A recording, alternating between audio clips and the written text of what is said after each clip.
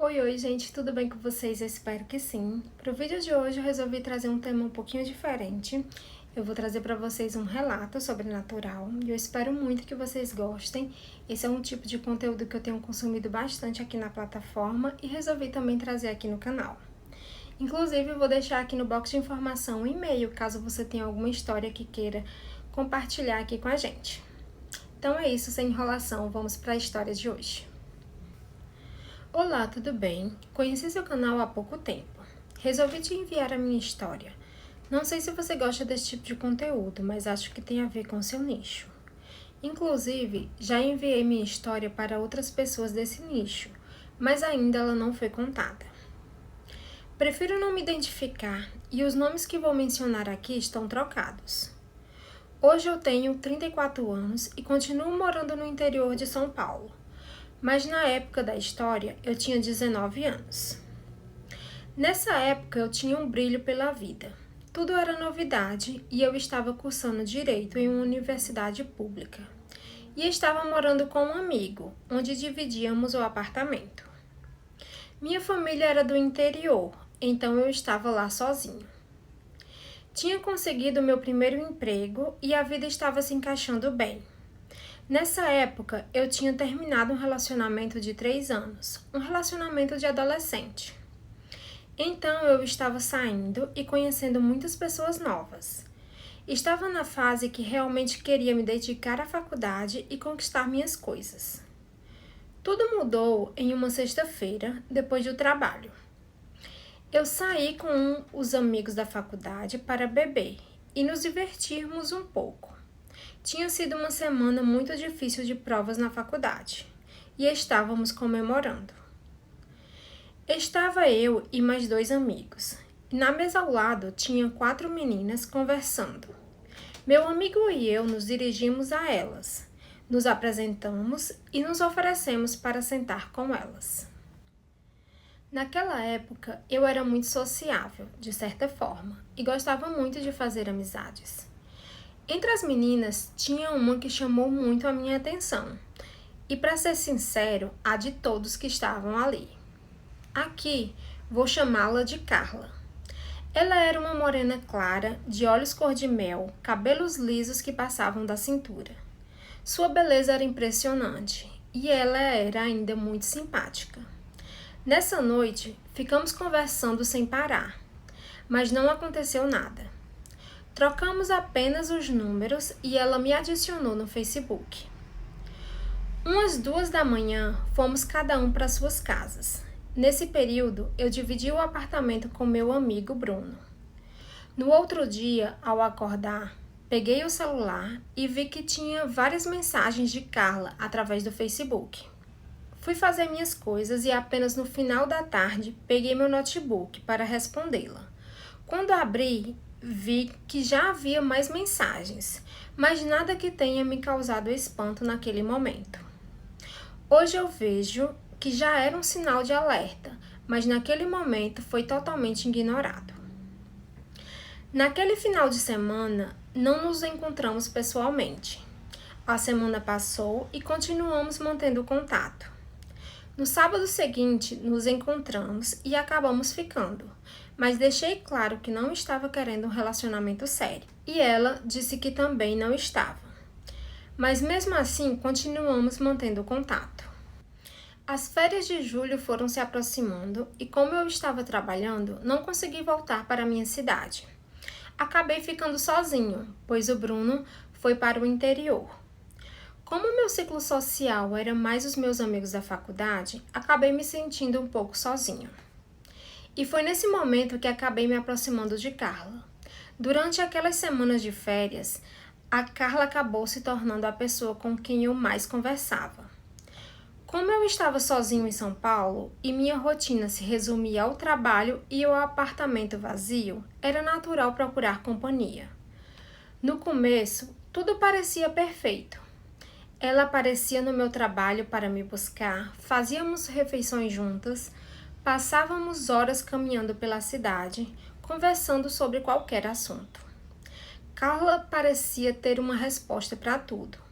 Ela era inteligente, engraçada e sabia exatamente o que queria dizer. Eu me sentia cada vez mais envolvido.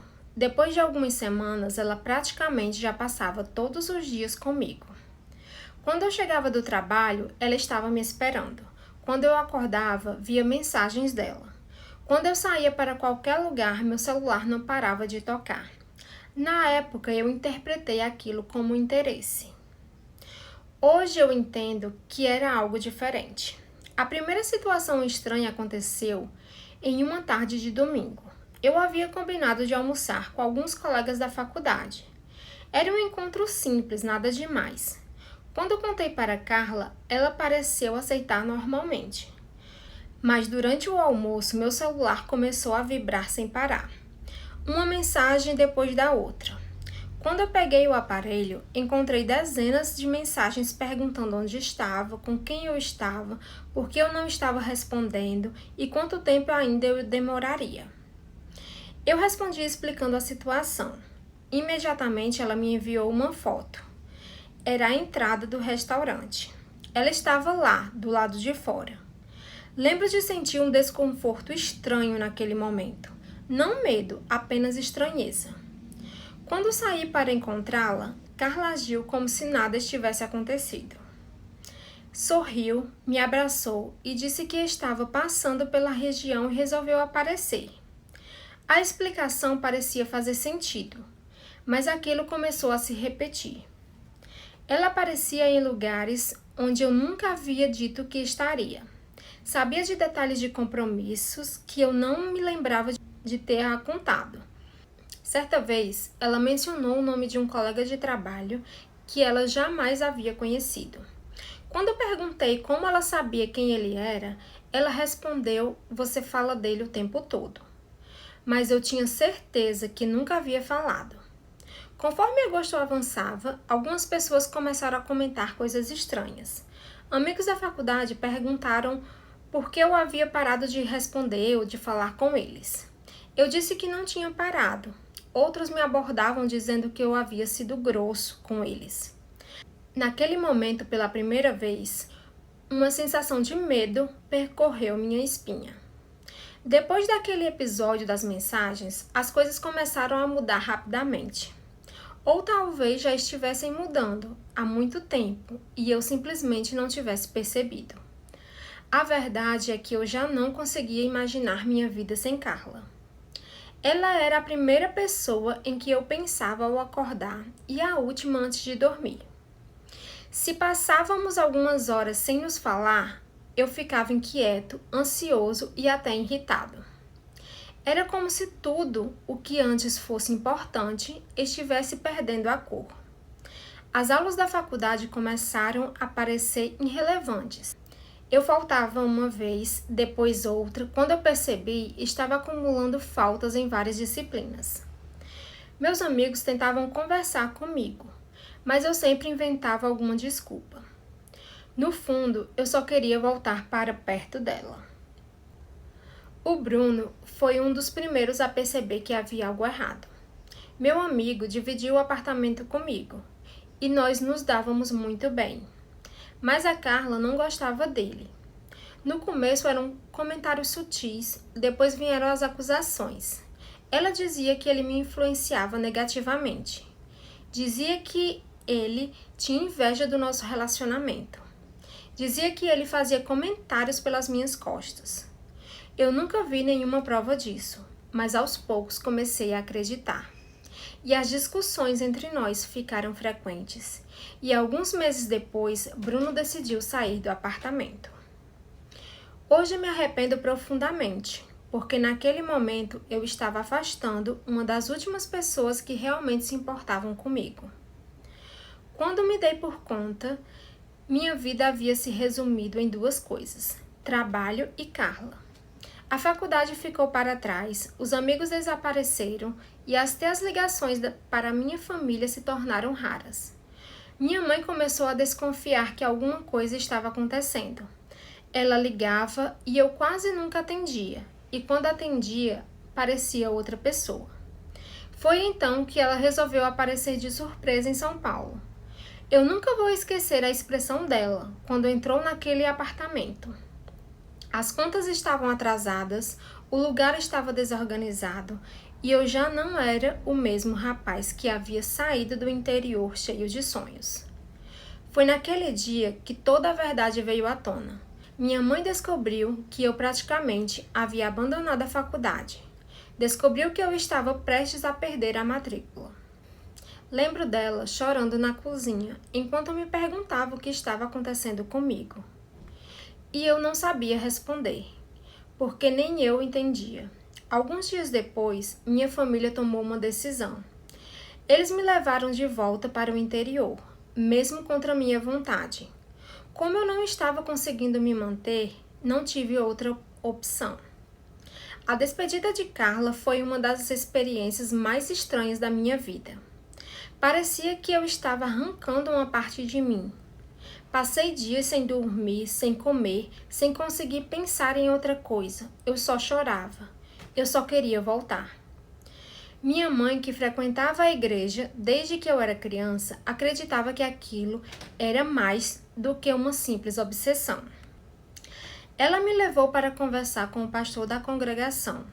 Depois de ouvir toda a minha história, ele disse algo que me marcou profundamente. Segundo ele, alguém havia feito uma amarração espiritual contra mim. Na época, eu não sabia se acreditava naquilo, mas também não conseguia explicar o que estava acontecendo. Durante semanas, participei de cultos, orações e aconselhamentos. Mas existe uma coisa que aconteceu logo no primeiro dia e que eu nunca consegui esquecer. Depois de participar do culto, voltei para casa já tarde da noite. Quando entrei no meu quarto, vi algo que me fez congelar. Era uma figura extremamente alta e escura. Até hoje, tenho dificuldade para descrever exatamente o que vi. Não parecia uma pessoa comum. Era como uma sombra parada em um dos cantos do quarto. Mas o mais estranho não foi a aparência daquela presença. Foi o que eu senti. No instante em que meus olhos encontraram aquela figura, um arrepio percorreu todo o meu corpo. Eu senti medo, um medo profundo, daqueles que fazem o coração acelerar e as pernas perderem a força. Mas ao mesmo tempo, eu senti algo completamente diferente. Uma sensação familiar, como se eu já conhecesse aquela presença, como se ela não fosse totalmente estranha para mim. É difícil de explicar. Era a mesma sensação que eu tinha quando pensava em Carla. A mesma mistura de conforto e inquietação, de atração e medo. Como se aquela presença carregasse algo dela. Como se, de alguma forma, ela estivesse ali. Eu sei como isso soa. E durante anos tentei convencer a mim mesmo de que era apenas fruto do meu estado emocional. Mas aquela sensação foi real. Fiquei parado por alguns instantes, sem conseguir me mover, sem conseguir desviar o olhar. Parte de mim queria sair correndo, mas a outra parte sentia uma estranha vontade de se aproximar. Então, da mesma forma que apareceu, a figura desapareceu, sem fazer qualquer movimento, sem emitir qualquer som. Ela simplesmente deixou de estar ali. Eu nunca mais vi nada parecido, mas também nunca consegui esquecer. Depois dos cultos, das orações e dos aconselhamentos, pouco a pouco aquela ligação que eu sentia com Carla começou a desaparecer. A necessidade desesperadora de falar com ela foi diminuindo. As crises de ansiedade ficaram menos frequentes. A obsessão que dominava meus pensamentos foi perdendo força. Até que um dia percebi que já conseguia passar horas sem pensar nela. Depois dias, depois semanas. Eu finalmente estava livre daquele sentimento obsessivo. Mas junto com ele, algo dentro de mim também desapareceu. Era como se uma parte da pessoa que eu era tivesse ficado presa naquele período da minha vida. Hoje, tenho 34 anos, levo uma vida aparentemente normal. Trabalho, pago minhas contas e sigo minha rotina como qualquer outra pessoa. Mas às vezes, quando estou sozinho durante a madrugada, Me pego pensando naquele rapaz de 19 anos. Aquele garoto cheio de sonhos, cheio de planos e cheio de vida. E me pergunto se ele realmente voltou daquele relacionamento. Ou se uma parte dele ficou presa naquele período para sempre. Antes de encerrar meu relato, existe apenas uma coisa que eu gostaria de dizer. Eu não sei se você acredita em coisas espirituais. Sinceramente, depois de todos esses anos, eu também não tenho certeza do que aconteceu comigo.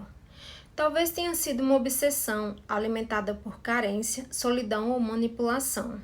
Ou talvez tenha sim existido algo além daquilo que eu era incapaz de compreender. Eu realmente não sei. O que eu sei é que aquela experiência marcou a minha vida de uma forma que nenhuma outra coisa conseguiu marcar. Até hoje eu não consigo retomar os meus sonhos, objetivos. Nunca terminei o curso de Direito. Sinto como se a minha vida tivesse estagnado, como se uma parte de mim tivesse morrido ali, aos 19 anos. Talvez você encontre uma explicação para tudo isso. Talvez não. Mas essa foi minha história, e depois de tantos anos, ainda estou tentando entender o que realmente aconteceu comigo. Eu acredito sim no mundo espiritual. Espero do fundo do coração que você fique bem, que você consiga sim retomar os seus planos, afinal de contas você ainda é uma pessoa muito jovem, você tem apenas 34 anos, então eu vou ficar aqui na torcida para que você consiga sim se erguer, consiga seguir sua vida em frente. Então é isso, gente. Esse foi o relato de hoje. Eu espero muito que vocês tenham gostado. Um grande beijo e até a próxima. Tchau!